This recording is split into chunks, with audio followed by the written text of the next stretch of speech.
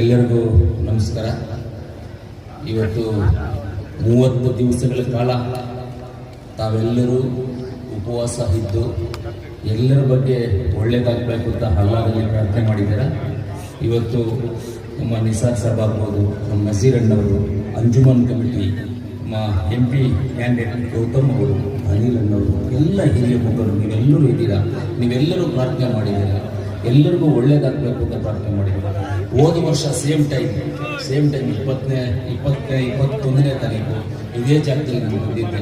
ಒಂದು ಸಾಮಾನ್ಯ ಪ್ರಜೆಯಾಗಿ ನಿಮ್ಮ ಹತ್ರ ಅವತ್ತು ಬಂದೆ. ನಿಮ್ಮ ಆಶೀರ್ವಾದದಿಂದ ಇವತ್ತು ನಾವು MLA ಆಗಿ ಇವತ್ತು ಮಾತಾಡಲಿಕ್ಕೆ ಅವಕಾಶ ಮಾಡಿಕೊಟ್ಟಿದ್ದೀರ. ನಿಮ್ಮೆಲ್ಲರಿಗೂ ನಾನು ಧನ್ಯವಾದಗಳನ್ನು ತಿಳಿಸ್ತೀನಿ.